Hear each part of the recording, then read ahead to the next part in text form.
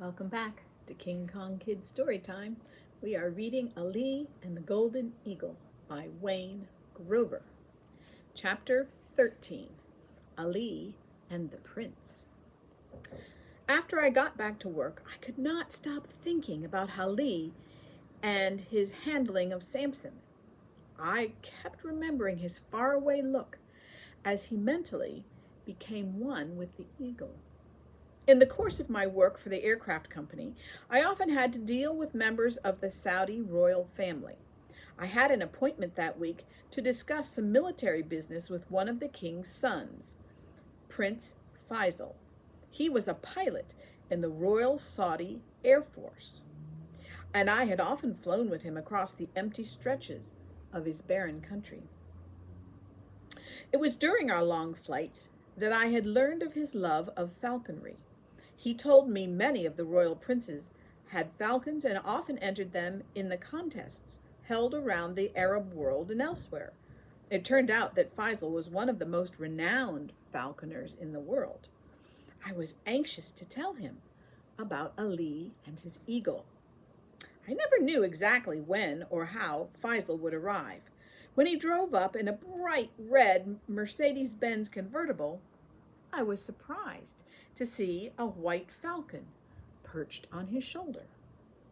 The prince wore a beautiful white tobe, a flowing robe enhanced with gold piping. On his head was a jewel-studded double headband to hold his gutra or headdress on. "Hiya there, Tex," he called out to me from his car. "Hiya, Prince, how you doing?" I called back. "Jump in and we're out of here," he laughed. He enjoyed using American slang. He always amazed me with his command of the English language. He spoke it with only a trace of the guttural accent many Arabs have.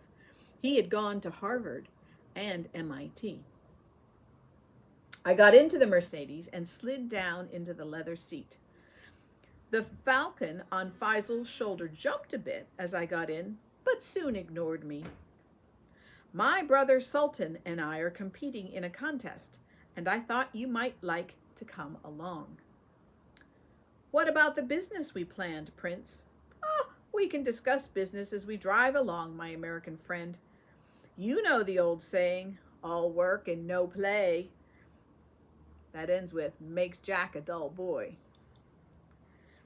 Faisal sped the Mercedes up to 130 miles an hour as we raced along the nearly abandoned road that led toward the city of Aba, about 30 miles distant.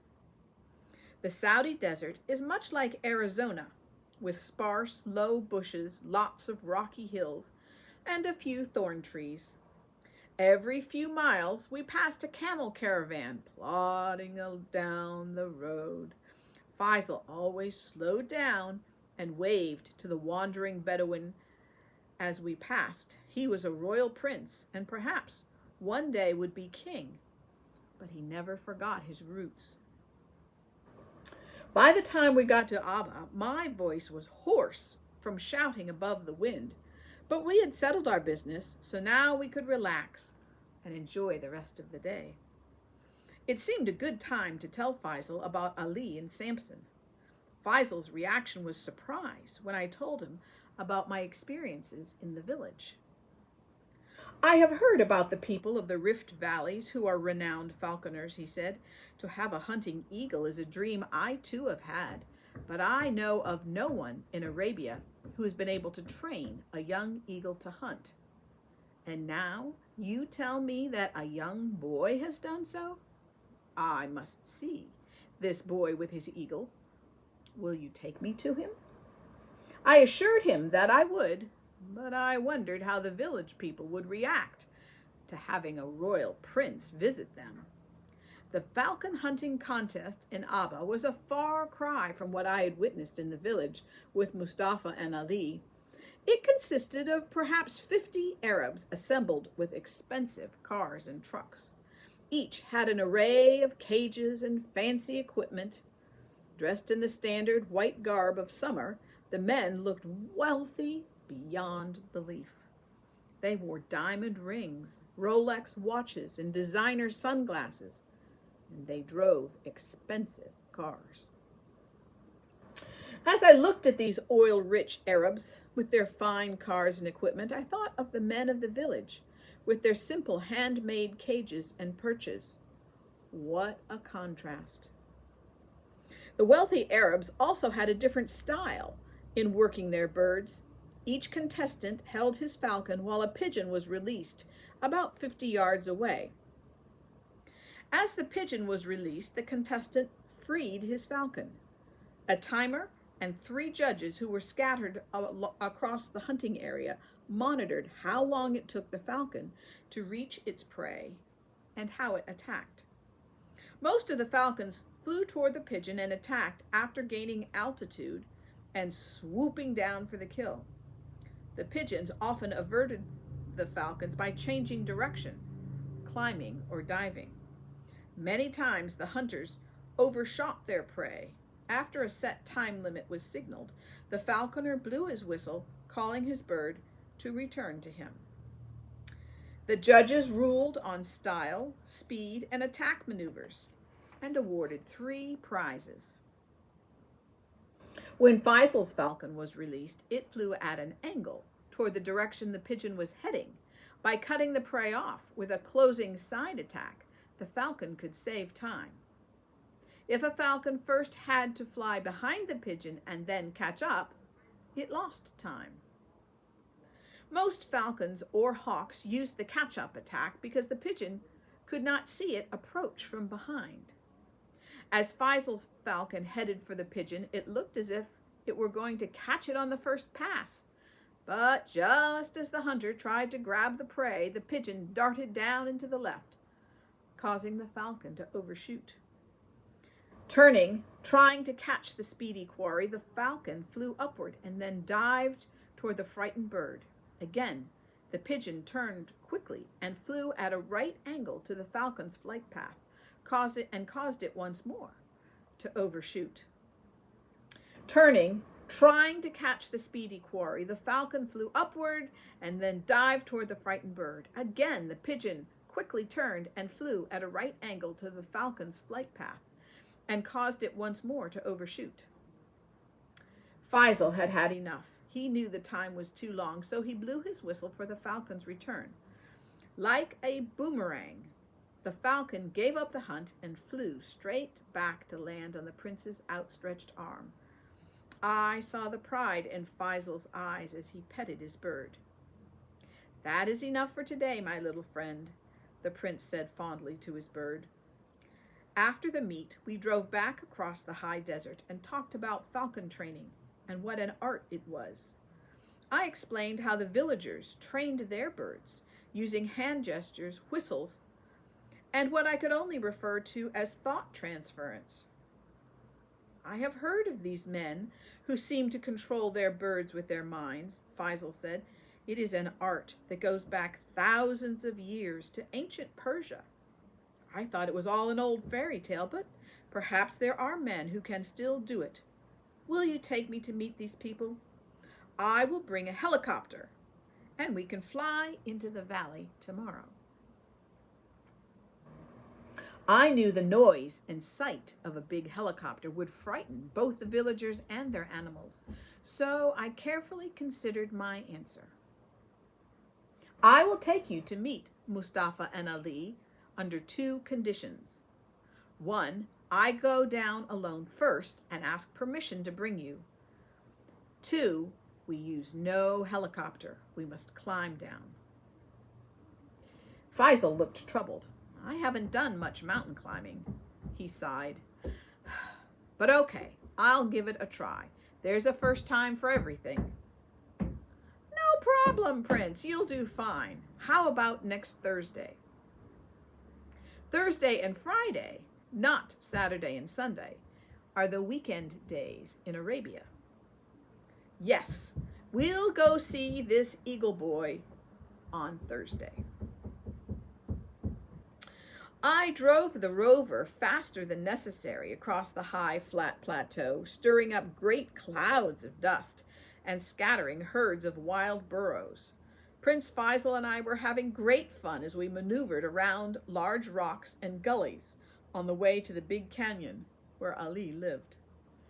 It was a bright and clear morning with just a nip in the cool air here at 9,800 feet above sea level.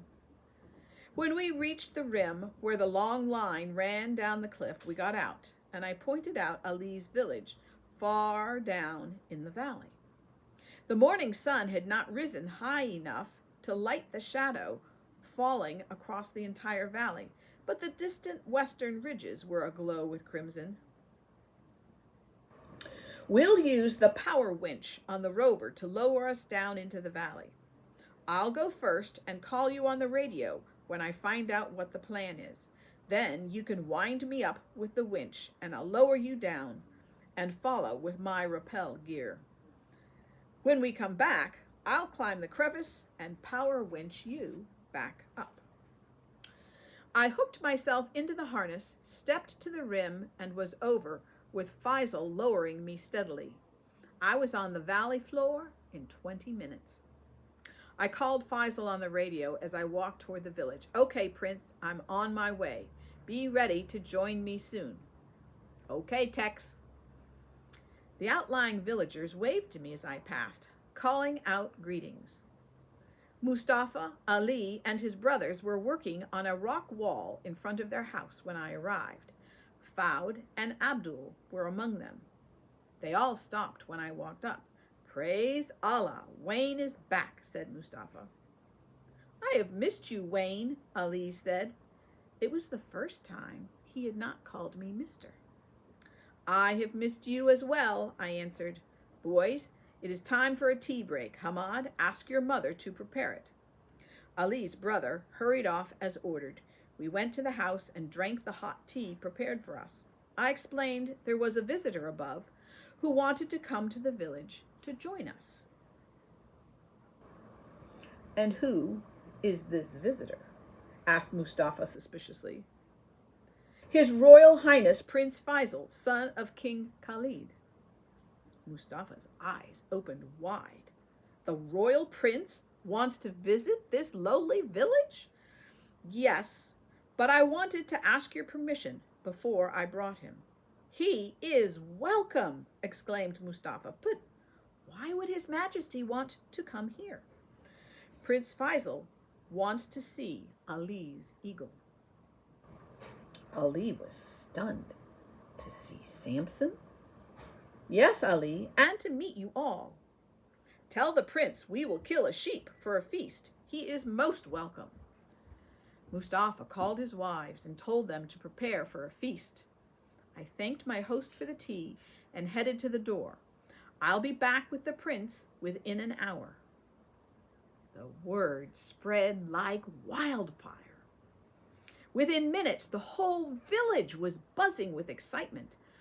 I made my way to the wall, hooked up my body harness to the rope, and keyed the walkie-talkie. Okay, Prince, bring me up. My walkie-talkie hissed and sputtered. One lift, coming right up. The rope tightened, and I was on my way. By now, I was so used to the cliff face that I knew nearly every hand and foothold along the route. Within 20 minutes, I was on the rim with Faisal. I explained the rappel process to him, hooked him up to the body harness, and over he went. I lowered him down slowly. Concerned about his comfort and safety, I stopped him about every 50 feet to talk to him on the walkie-talkie. He assured me that he had piloted jet planes most of his adult life and had no fear of heights. When he was down, I suggested he unhook and stand back so I could rappel down using hand brakes. Leap after leap, I dropped to the valley floor. Faisal helped me store the harnesses before we started for the village. The first young shepherd we saw dropped to the ground in a royal bow when he realized a royal prince was in the valley. Faisal stopped in front of him and said it was not necessary to bow, but the boy never moved. As we entered the village, everyone we saw dropped to the ground. Faisal waved and bade them rise, but few did, until we had passed. At Mustafa's house, a hand-woven rug was lying at the stairway entrance. Mustafa, in the doorway, bowed to the ground. After the prince bade him stand up, I introduced Faisal first to Mustafa and then to the sons, and Mustafa invited us into the dining area. The wives peeked from behind a split bamboo screen that divided the kitchen from the eating room. I have heard that you have some of the finest hunting birds in all Arabia, Prince Faisal said to Mustafa. I would very much like to see them. And Ali, Wayne tells me you have a trained golden eagle. Ali blushed and lowered his eyes. Your Highness, I will order a special hunt in your honor, said Mustafa. I think you will never see another hunter like Samson, Ali's eagle. Allah has smiled on us. The eagle is the mightiest hunter ever to be trained in our valleys. I look forward to it, Faisal said, smiling. We left the house and introduced the prince to the whole village. Mustafa chose 3 men to bring their falcons and participate in the hunt. In the aviary, he hooked up his prize falcon, Kitcha, to his left arm and then led the way, with Ali close behind, to Samson, who was separated from the other birds. This is Samson, said Ali proudly. Samson, with his beautiful golden brown feathers, massive beak and talons, stood on the oversized perch with wings raised partway, as if he were about to take flight. Ali, I have never seen such a magnificent bird in all my life, exclaimed the excited prince. Is it possible you have tamed him? Ali pulled himself up to his tallest and said, Samson can fly faster and higher than any falcon. He is master of the air. The villagers fell in behind us as we took the 5 birds to the high ground hunting area. Samson, perched on Ali's shoulder, was excited. His bright eyes kept blinking rapidly, and he fluttered his big wings, eager to fly. Once at the area, the villagers sat quietly on the ground, while the prince, Mustafa, Ali, the 3 other hunters, and I stood ready for the start. Today we will hunt with other birds, Mustafa said. Today we will hunt 4 other birds, Mustafa said. When we see a bird appear, I will order a hunter to release his falcon for the chase. There were many birds in this part of the valley, from sparrows to hawks, as well as other falcons and wild eagles on the hunt.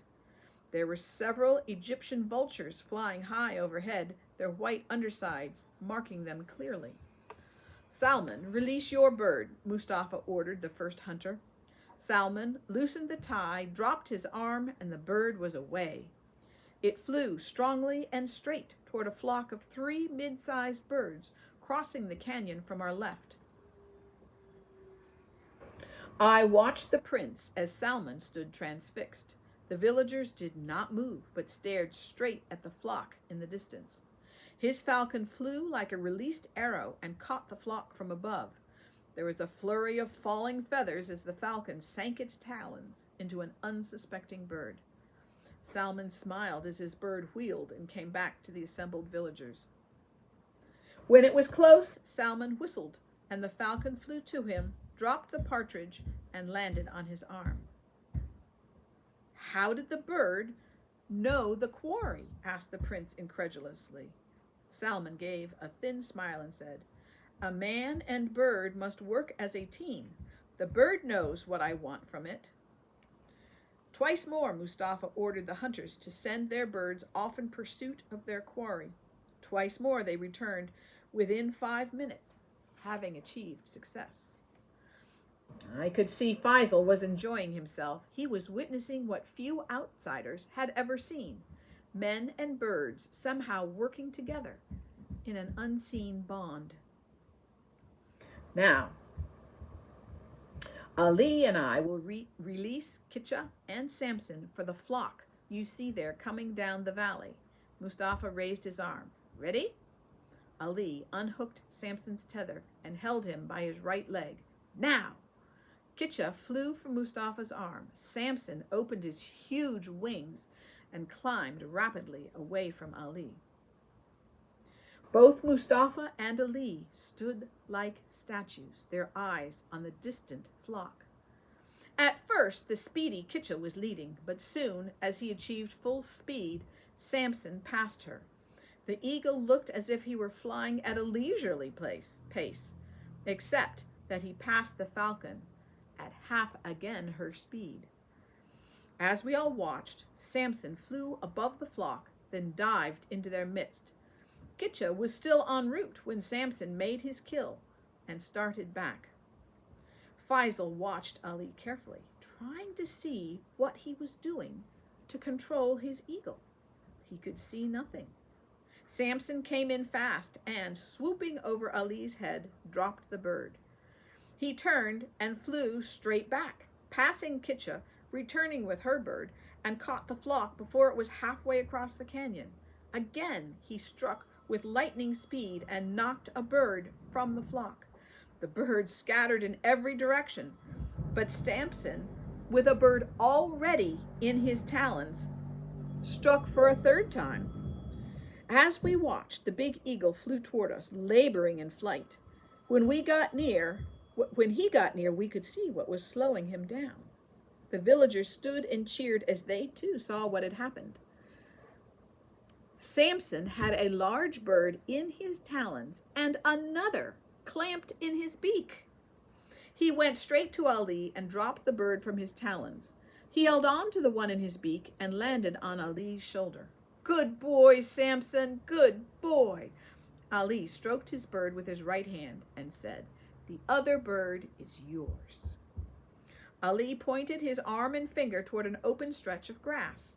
Samson lifted off and flew to it.